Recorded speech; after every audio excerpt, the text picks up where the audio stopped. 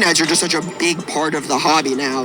You know, shows are huge, but especially shows with trade nights with them, it's just going to continue to grow. But you also saw, you know, some of the hotels nearby making some decisions to not have trade nights. Yeah. I don't know if you saw that. Lowe's Hotel had some signs posted that said the National has trade nights. You cannot trade cards here. So clearly trade nights are just going to continue to grow and evolve. Probably smart for the hotels to do that, because I know in previous years there had been some issues with the trade nights in the hotel lobbies getting a little bit out of control and having to be shut down by the police due to capacity issues and whatever. But yeah, the official trade nights this year were great. I went to the one Thursday night, obviously, saw you there. $1 Million Man. Always gets his way. In this video, we're looking at two things. The first, and the thing we'll spend the most time on, is looking at other YouTube channels and analyzing the numbers. I can't believe no one's done this yet. Basically, their content has not done what they thought. It boomed and it's done nothing but fall. And I know this isn't card prices, but it is a peak or a window into the hobby, into the viewership, into who's watching, into who's into it. Secondly, we'll take a look at some football rookie cards towards the end just to show some things. I also want to say that over the past couple months, with a lot of new subscribers, we hit 5,000. That's pretty awesome. I'm curious. I don't know how I'm not sure what the sustainability of the growth is, but it's been fun. And my favorite part of the past couple months has just been reading the comments. Not everyone agrees. A matter of fact, in a live a few days ago, one of the viewers kind of came at me, so I came back at them, and that'll be a video coming up. But I just want to say, reading comments like this, hell yes, thank you. It's much appreciated and really makes my day. And so's number one, and that's exactly what I am, and that's exactly what I have been saying since I got here. The first channel we're going to cover is If Sports Cards. What he does, or what he's been doing for a while now, is making compilations of the biggest hits of the week. And 2 or 3 years ago, people wanted to see it because they believed in it. It was exciting. It was fun. Now we're in 2025, at least my analysis of it, and less people care. So he has 68,000 subscribers. And we're going to look at his latest videos. He came out with one yesterday, 1,600. The National, or the biggest cards pulled at the National, which the National, in my opinion, for any content creator, for any YouTube sports card channel, it's the biggest week of their year. You have to be so creative with coming up with card content, where at the National, there's content surrounding you. It's made for you. So, okay, that video got 27,000. We got 19,000, 3,000. So his pack wars are just not doing so hot. But the big ones, the top 10 pulls, 24,000, 19,000, 21,000. So 20,000's a good number in the last month for these. Now, if we look at his all-time, the most popular of all time, his video 4 years ago, How I Get Sports Cards from Target and Walmart, got 200,000 views. 2 years ago, those top 10, well, his best top 10 was 2 years ago at 150,000 views. 4 years ago, 4 years ago, 3 years ago, another top 10 over a year ago was 66,000. So you can see the views are just plummeting. And that's not when someone makes a channel and they're seeing this huge amount of growth, and that means money coming in, monetization, and you don't expect it to just crash like that or fall. And you know, these are all these channels we're going to look at are doing way less views than a year ago, 2 years ago, especially 4 years ago. So my boy Card Collector 2, I bet he's a good dude. He's wrapped way too much into this. It's his identity, and that's just what it is. And I don't know, he owns a card. The other problem with this is most of the people, If Sports Cards, I don't think he sells you anything. Way to go, If Sports Cards. I could be wrong. Most of these channels own a card. Card Collector owns a card shop. Card Investor owns a card shop. They have breaking. So most of these people that are their efforts into creating the content, they're also selling you something. It's not just for content purposes. There have been some issues with the trade nights in the hotel lobbies getting a little bit out of control and having to be shut down by the police due to capacity issues and whatever. But yeah, the official trade nights this year were great. Look at Ryan, or Card Collector's, 2 biggest videos. Over a year ago, his biggest video was 228,000. That was over a year ago. That's not bad. It's still not 3-4 years ago. His next at 191, 3 years ago. Then 3 years ago. Then 4 years ago. All these videos getting over 150,000 views. 150,000 views is awesome. So you can't fault these channels because they were being rewarded for what they were doing. They were being rewarded for creating this type of content. What we've seen is it didn't create a lasting viewership. If it did, these numbers would be way bigger because Ryan now, his last video got 2,000 from yesterday. A national title. 14,000, 20,000. His national stuff didn't do that hot. 26,000. This is national. You know, it should be with almost 200,000 subscribers. Those numbers should be way up. Mojo Sports is next. Been so private about this. Oh, I have been thinking about opening a card shop. I'm not quitting. I'm evolving. I was thinking about opening a card shop. And let's take a look. His most recent video, a national video, 2 days ago. The national videos perform better. There's content, and there's just so much content surrounding you where normally, again, you have to be creative. 1,000 views. How many subscribers? 79,000, 80,000. 15,000 views, 8,000 views in the last 12 days, 10,000 views, 18, 6, 22. So I don't know, 15,000 views on average. Now let's look at his most popular. His most popular all time. Stop. We said 50. We love cash. I bet. Can we play that one more time? I'm gonna make it. Can I make it louder? Oh shit. Can I make that louder? I bet you do. So they all love cash. Anyways, probably a nice guy. 80,000 subscribers.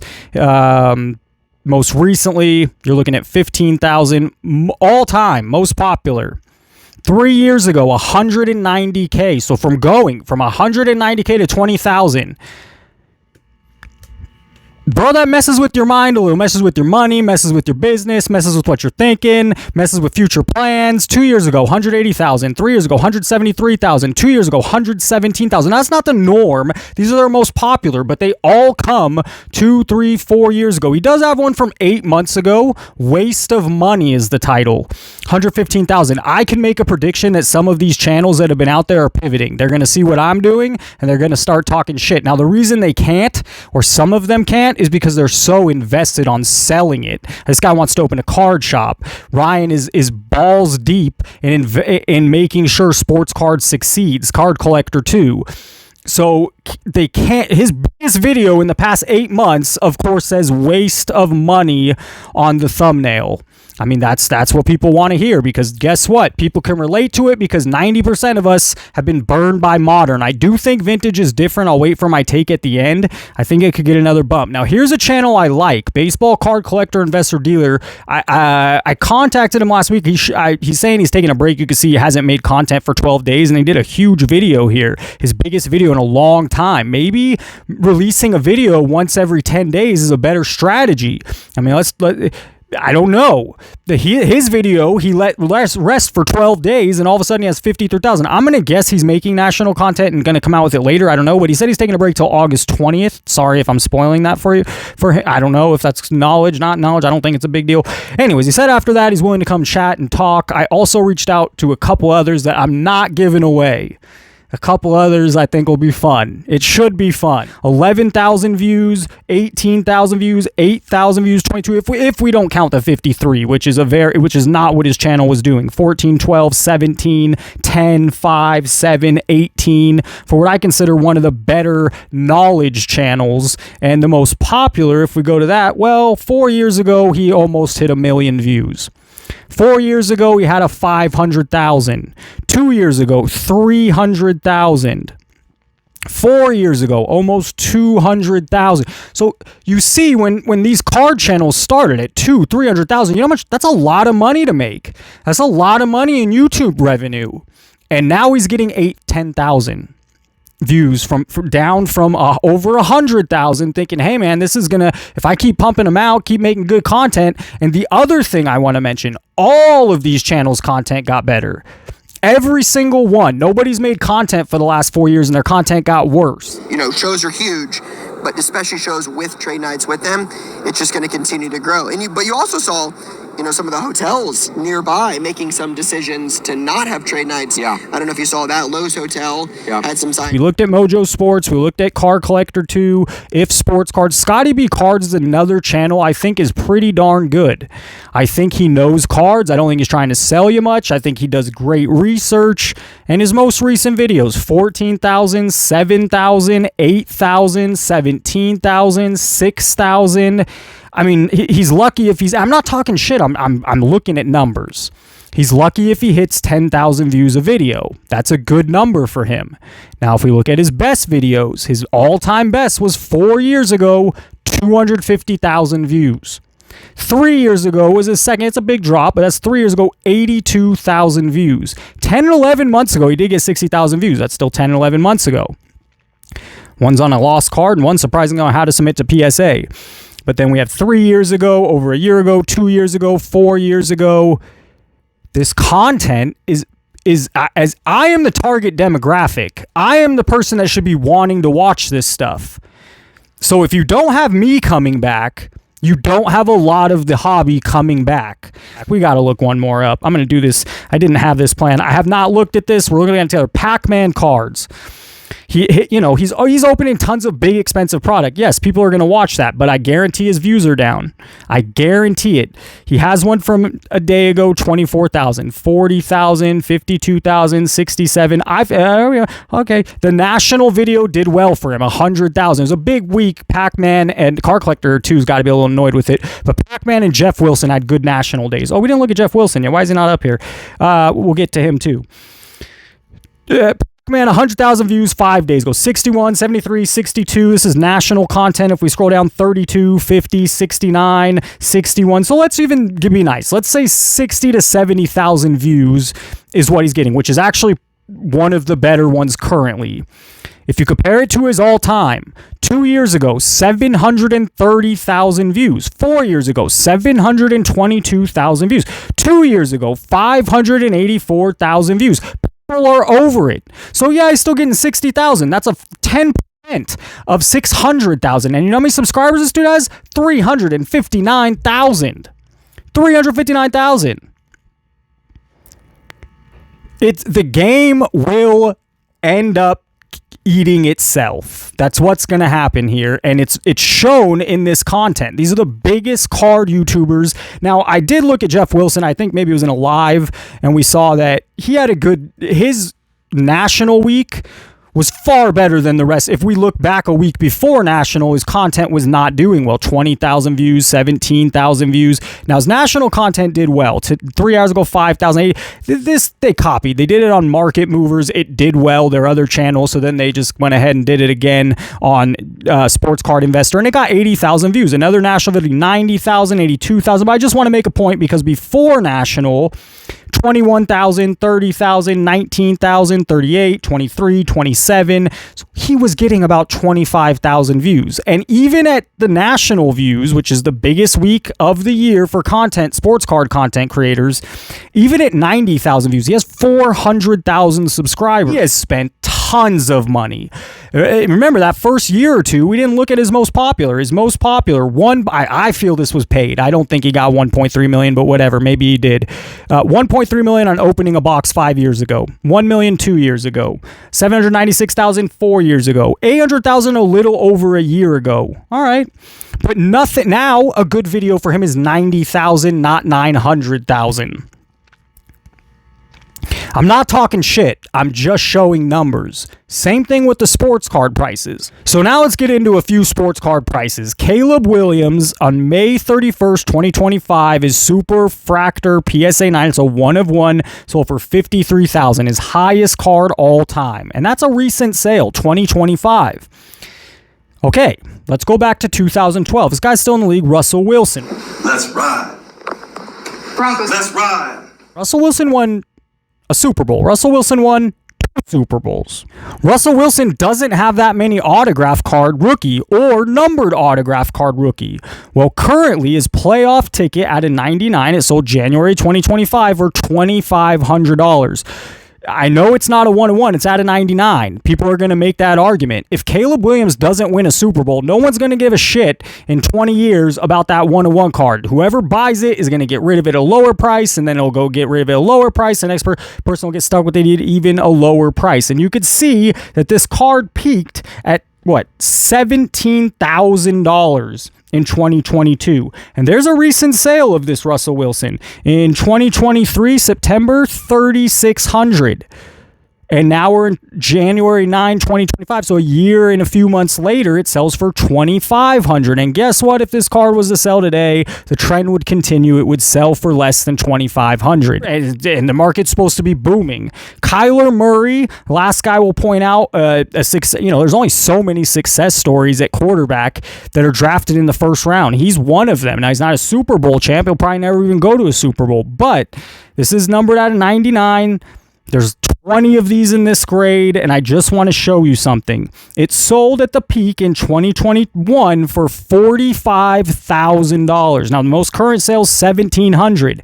So this card went from $45,000, just like the numbers of these views on these channels, down to $1,700. And on the way, well, it went from 45 down to 34 in 2022, then 21, then in 2024, there was a sale for $4,700. That's just a year ago, September 2024, $4,700.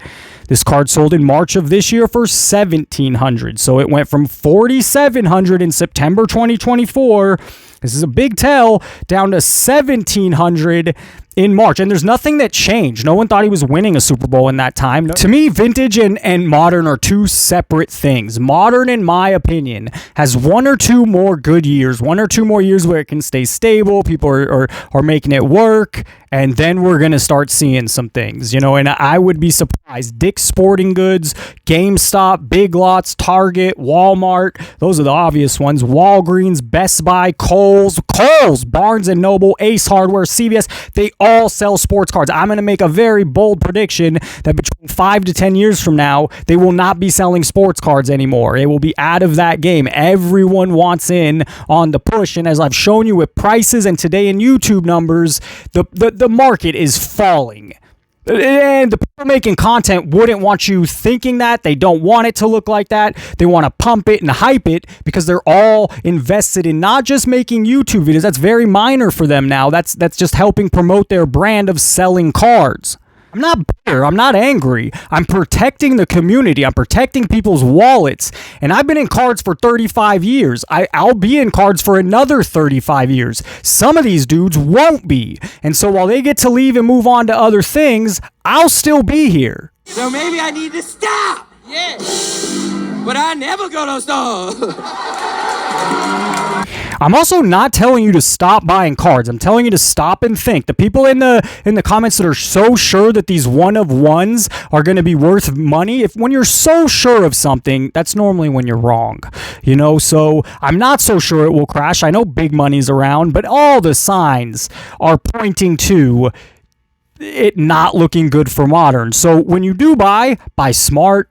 Generally buy singles. I would prefer you buy vintage, but you don't have to. There's some awesome cards from the 90s, 80s, 2000s that you get a great deal on that aren't crazy expensive. And put them in your collection. You saw at the National, I picked up Batman 1966 cards for $6. That just seems like it beats anything being produced in modern right now. If you're one of the ones that's going to stick around in the hobby, start preparing now before the music stops. If you enjoyed this video, hit the like button, subscribe if you have not. As always, thank you for watching and have a great day. It's one of my favorite New York City landmarks to come to, so why not do one of my favorite activities here? Let's go rip some slot packs, Mary, shall we? Let's do it. And I'm going to even open one of the ones that I had come in the mail, so. What up, everybody? This is Robert Ory, a.k.a. Big Shot Bob, and you're watching Professional Sports Cards. Hey, by the way, go buy my rookie card.